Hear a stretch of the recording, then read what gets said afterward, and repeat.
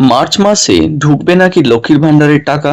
জল্পনার মাঝেই বড় ঘোষণা করলেন মুখ্যমন্ত্রী মমতা বন্দ্যোপাধ্যায়। তো কি বিস্তারিত খবর রয়েছে আপনাদের জানিয়ে দেব, পুরো বিষয়টি অবশ্যই দেখতে থাকুন। রাজ্যের অত্যন্ত জনপ্রিয় প্রকল্প লক্ষ্মীর ভাণ্ডার নিয়ে সাধারণ উপভোক্তাদের মধ্যে তৈরি হওয়া বললেন মুখ্যমন্ত্রী মমতা বন্দ্যোপাধ্যায়। মার্চ মাসের টাকা পাওয়া নিয়ে তৈরি হওয়া জল্পনা উড়িয়ে দিয়েছেন মুখ্যমন্ত্রী এবং স্পষ্ট জানিয়েছেন এই প্রকল্প বন্ধ হওয়ার কোনো প্রশ্নই নেই। সরকার এই জনকল্যাণমুখী প্রকল্প চালিয়ে যেতে দায়বদ্ধ এবং উপভোক্তারা নিয়মিতভাবেই তাদের প্রাপ্য ভাতা পেয়ে যাবেন। প্রশাসনিক সূত্রে জানা যাচ্ছে যে কিছু যান্ত্রিক বা ব্যাংকিং প্রক্রিয়ার কারণেই মাঝে মধ্যে টাকা পৌঁছতে সামান্য দেরি হতে পারে, তবে তা সাময়িক। মূলত নতুন আবেদনকারীদের তথ্য যাচাই এবং ডিবিটি অর্থাৎ ডাইরেক্ট ব্যাংক ট্রান্সফার প্রক্রিয়ার কারিগরি কারণে এই বিলম্ব কিন্তু হতে পারে।